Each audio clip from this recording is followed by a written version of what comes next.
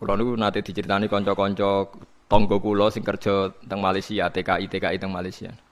Itu pernah satu kapal tuh saking banyaknya penumpang itu ada Jumatan karena pas dina Jumat. Walhasil penumpang sebagian sing non muslim gak seneng. Karena dak bawah itu dipakai Jumatan, yang tempat publik itu dipakai Jumatan.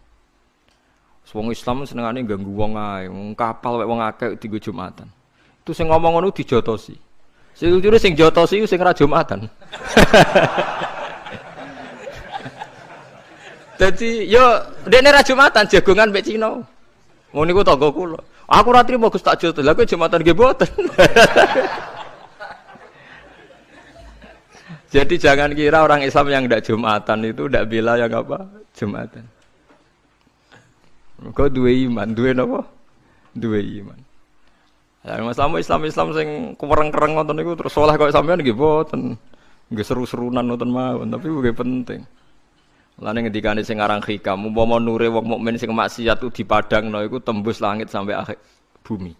Iku mukmin sing apa?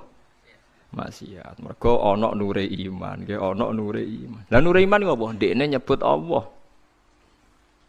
Coba yang mentabukan Tuhan Yesus itu siapa? Wong Islam sak donya mergo darani pangeran namung Allah Subhanahu wa taala. Artinya dekne duwe ketakwaan iku nyingkir liyane Allah kemungkinan menjadi Tuhan.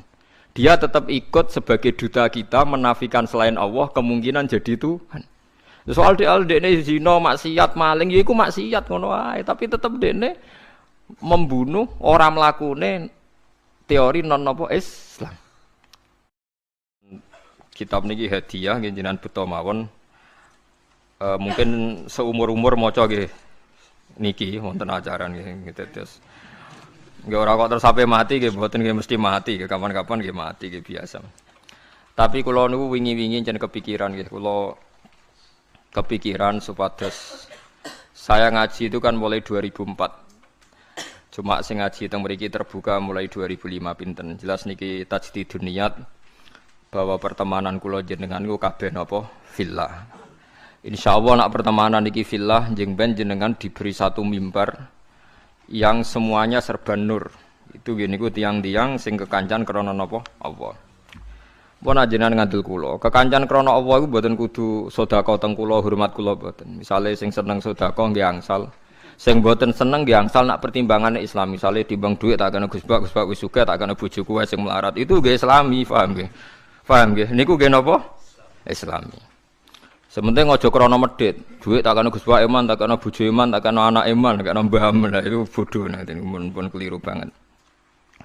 Niki penting kula aturaken, kula akhir-akhir ini sering napa nggih, sering ngipi, sering pancen susah. Kula nganti sakniki susah kula teng donya ku sitok nggih. Maksiat itu menciptakan ekonomi. Jadi kula niku seneng ibadah teng donya namung haji. Mboten seneng haji, seneng sistem ibadah haji. Niki logikanya gini, misalnya ada doli sebelum ditutup. Kalau ada komplek prostitusi itu artinya kan transaksi seksnya juga bayar. Nanti di seputar situ ono bakul mie. Mungkin taksi malam-malam yang nganterkan hidung belang. Nanti mungkin seputar situ juga laris. Macam-macam. Makanya itu yang diwawancarai di Keramat Tungkak dulu di Jakarta itu lucu. Ada bakul mie itu orangnya soleh. Dia ya tidak pernah zina, ya tidak pernah apa-apa, tapi dia bakul mie seputar situ. Ketika ditutup ditanya, kamu susah? Ya susah, sekarang sepi. Itu kan lucu. Jadi jangan kira Anda yang tidak berzina itu terus tidak memberi kontribusi. Mungkin kita supir taksi atau supir becak, paham ya? Mungkin kita punya warung seputar situ yang larisi ya orang-orang yang mau ke situ. Jadi sing iso nandingi niku namung haji. Haji itu satu-satunya ibadah sing iso nandingi gemerlap ibadah maksiat. Orang datang ke Las Vegas itu hanya berapa? Yang datang ke Hollywood hanya berapa?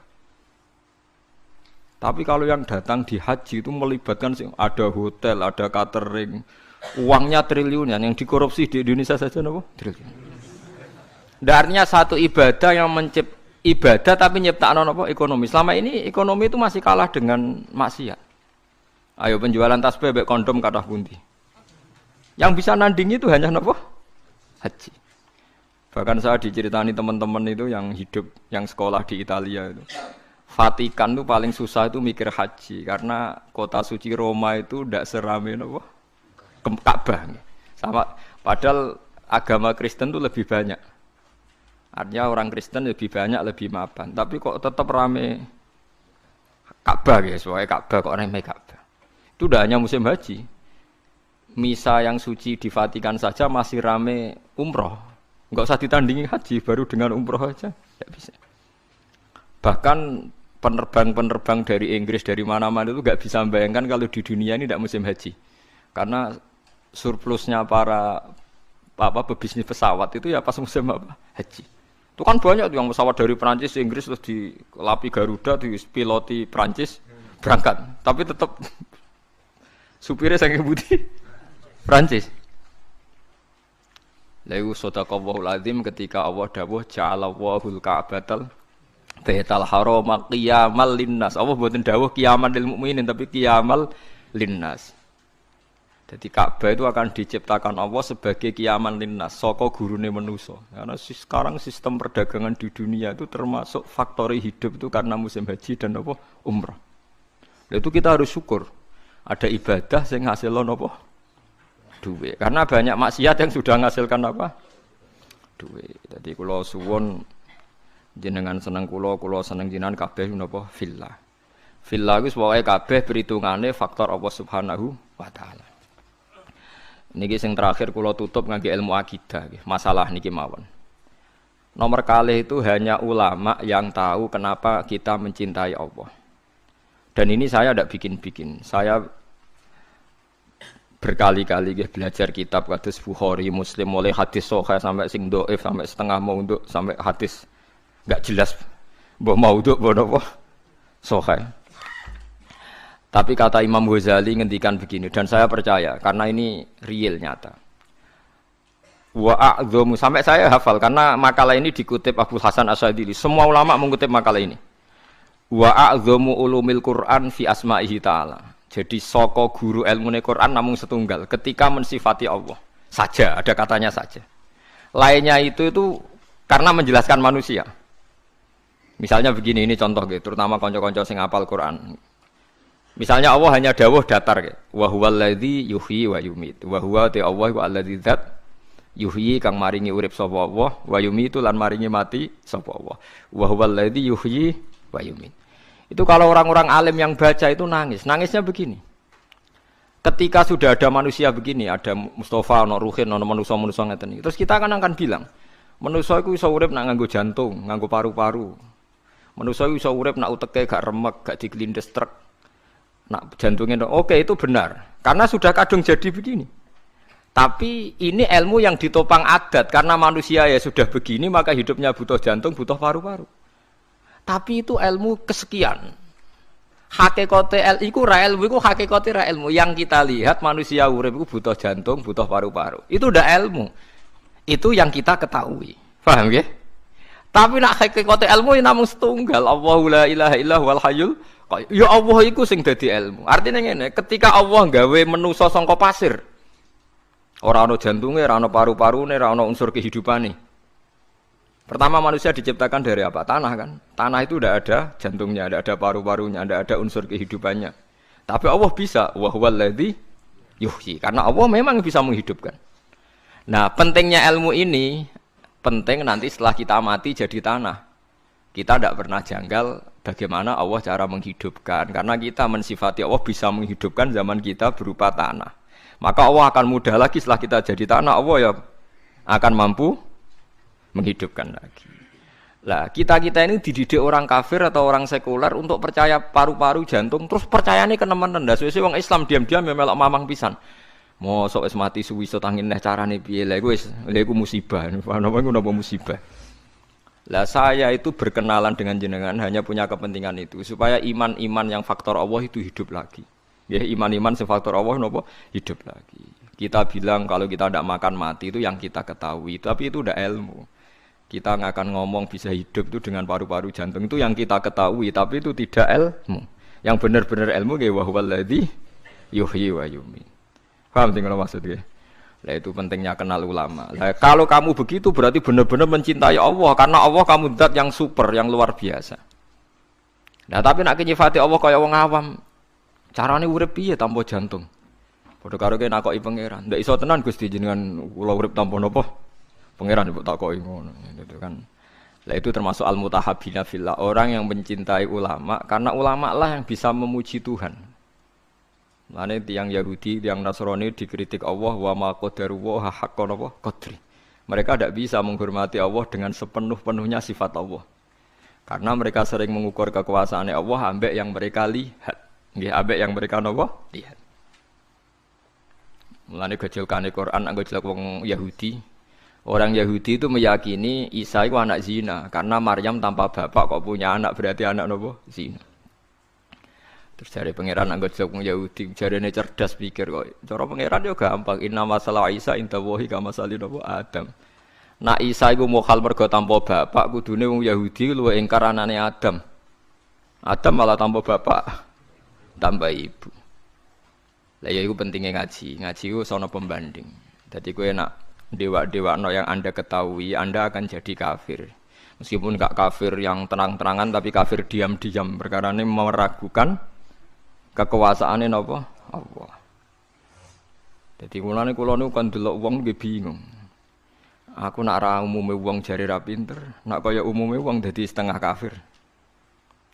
Ya memang repot jadi ulama tapi harus berani ngomong. Nah, itu tadi makanya Imam Ghazali bilang Quran ilmu tertinggi itu ketika hanya nyifati Allah kata wa huwallazi yuhyi wa yumit. Allah bisa menghidupkan tanpa syarat. Wa yumit ya tanpa syarat. Jadi ya itu begitu. Misalnya begini bedanya ya. Saya bisa hidup kan karena makan karena minum. Tapi orang Islam disuruh yakin ada makhluk Allah di sana yang kita tidak tahu namanya malaikat. Itu hidupnya jutaan tahun tanpa makan, tanpa minum. Itu kalau ulama langsung tahu, kita dengan malaikat tidak ada bedanya. Artinya kalau Allah bikin Jibril butuh makan ya bisa. Kita dijadikan kayak malaikat tanpa makan, ya bisa. Karena ujung-ujungnya keputusan tertinggi, malaikat rah butuh mangan, ngono iku ya ora krana saktine malaikat, tapi krana kersane Allah. Kita digawe lemah ngene iki ya ora krana kita lemah, ya mergo kersane Allah. Itu disebut napa wa huwallazi yuhyi wa yumiit. Paham gini penting kalau aturakan dados kula nggih mungkin hanya sekali niki mukadimai kitab ini sudah saya cek hadisnya. Ini kan kitab Ihya, terus yang terakhir itu sarahnya Ihya Sayyid Zabidi. Sayyid Zabidi itu yang mensarai Ihya. Kebetulan kula kemarin-kemarin itu sering menghatamkan Ihya. Urut maksudnya mboten maca acak mboten urut. Nah, sampean kan ya ora urut ya ora hatam. Jadi artinya umpama maca ku ya mungkin tahu hatam tapi ora urut. Kayak ngaji kilatan nak ngaji hatam tapi mboten apa? Urut. Ihya itu dikarang tahun 450. Beliau lahir kapundhut 505. Iku ora ana sing nyarai. 600 tahun enggak ada yang mensarai. Sing nembe tahun 1200 wonten sing nyarai tiyang alim saking Yaman. Termasuk Sayyid Dzurriyyah Kanjeng Nabi ini jenis Sayyid Murtadho napa Az-Zabidi. Wonten sing maca Zubaidi, tapi kula nak maca Az-Zabidi. Nah, ketika saya baca itu terakhir beliau di kesimpulan pada akhirnya sing diridani Allah itu nanti hanya orang yang saling mencintai karena napa Allah. Karena ini yang menciptakan agama, kata beliau, karena ini yang menciptakan apa? Agama. Sayyid Zabidi nyontohkan orang Islam yang paling fasik hukumnya gimana, ini juga ikut menciptakan agama. Ya, misalnya begini ya di Jogja misalnya kan mayoritas Islam. Masih preman jenenge Nur Aini ngono. Engko misale sing wong nakal jenenge Solikati kaya masih gitu. Paling ndak itu kalau ditanya masjid iku roh ya ora janggal nek wong Islam. Ya kita menjadi mayoritas di Jumatan raisin, sampai sholat raisin, mereka mayoritas Islam meskipun ketemu orang-orang yang tidak nopo sholat. Tapi kalau ada misalnya hidup di Australia atau hidup di Ambon ya, namanya siapa Martinus, sopo jeneng Kristen, terus kita takok apa sholat, kita takok masjid rawani, wes meragukan orang ora jelas, sing ditakoki tidak nopo Islam.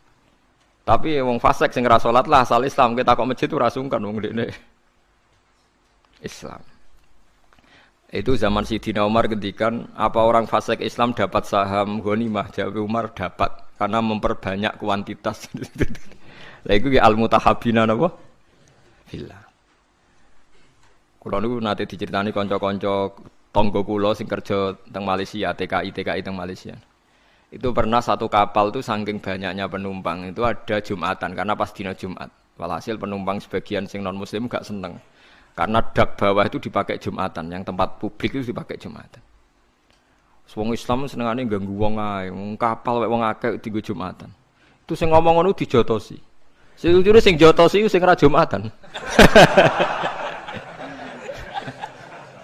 Dadi yo dekne ra Jumatan jagongan mbek Cina. Ngono niku tangga kula. Aku ora trimo Gus tak jotos. Lah kowe Jumatan nggih mboten. Jadi jangan kira orang Islam yang tidak Jumatan itu tidak bela yang apa? Jumatan. Kau dua iman, dua apa? Dua iman. Islam sing kewereng-kereng ngoten niku terus saleh kok sampean nggih mboten. Nggih seru-serunan ngoten mawon, tapi nggih penting. Lane ngendikane sing aran hikam, umpama nure wong mukmin sing maksiat ku dipadangno iku tembus langit sampai akhir bumi. Iku mukmin sing apa? Maksiat. Mergo ana nure iman, nggih ana nure iman. Lah nure iman iku apa? Ndekne nyebut Allah. Coba yang mentabukan Tuhan Yesus itu siapa? Wong Islam sak donya mergo darani pangeran namung Allah Subhanahu wa taala. Artinya dekne duwe ketakwaan yiku nyingkir liyane Allah kemungkinan menjadi Tuhan. Dia tetap ikut sebagai duta kita menafikan selain Allah kemungkinan jadi Tuhan. Soal dekne zina, maksiat, maling yiku maksiat ngono wae, tapi tetap dekne membunuh orang mlakune teori non apa Islam. Lagi sampean saiki hitung secara ekonomi, muga kowe dadi pangeran. Kowe mari ora roh. Ora roh nek Allah ngitung per miskolan apa? Cara saiki hitung cara model dagang. Sak Bantul lah misalnya contoh sak Bantul. Sak Bantul iku Islam kabeh, gak salat kabeh. Sing salat iku mau 10%. Berarti butuh masjid misalnya 100. Tapi berhubung Islam kabeh gak butuh gereja blas. Berarti kan nggak ada sistem bisnis yang karena faktor nopo gereja. Satu, patung Yesus ora payu, gereja ora payu, mergo Islam kabeh. Artinya sebab nggak ono gereja itu sebabnya apa? Sebab pokoknya Islam soleh pasal Islam. Lho boten tak bedheki. Sebabnya ora ono gereja itu asal Islam apa kudu Islam soleh? Asal Islam. Berarti asal Islam itu wis iso gusur kemungkinan ono tempat kemusyrikan. Boy sekali-kali ngregani wong sing ra saleh ya kancamu ya kowe dhewe ada sawangane ra siap aku ngelem ra saleh. Olehmu sombong lho, padha ra saleh wae kok ono ngelem ra saleh. Artinya memberi kontribusi kan tetap. Memberi kontribusi keantian kepada kemusyrikan. Paham ya maksudnya? Dan berjumlah itu berlipat-lipat tiap ono wong Islam berarti ngurangi populasi napa kemusyrikan. Bariku kowe dhe anak, senajan ora salat. Pokoke pangeran Allah, pangeran liyane Allah gak masuk akal. Akhire anak yo muni Allah ya ora paham. Pokoke pangerane Allah. Wah kata, mulane sing diarani iman kuwi yo mok syahadatu alla ilaha illallah wa anna muhammadar rasulullah sing diarani. Lah, sing diarani Islam lha iku ana butuh salat bareng. Lah saiki wong ku bodho masal, mangsane iman mbek Islam ku dadi sita. Padahal sing diarani ya iman wis pokoke nyekiyakini nek ana Allah. Lah sing diarani Islam. Lho salat rukun Islam ta rukun iman? Rukun Islam. Tapi nganti ya do lali padahal ngaji mulai cilik. Kulo bolak-balik dibantah kiai seputi lho Gus, kadung Islam kok ora salat. Iman iku rukun iman. Nak salat iku rukun. Cek angel nerangno kowe. Paham ya, terus iman itu disebut ping pindho to nggih. Rukun iman pertama napa? Antuk mina billah. Rukun Islam pertama syahadat. Berarti kan iman nak Allah kan dua kali kan. Iman yo rukune iman yo nomor 1 Allah, rukune Islam. Tapi mungkin nak nomor 2 salat iku rukune Islam tok apa rukune iman? Rukune Islam. Nak rukune iman ana salat to.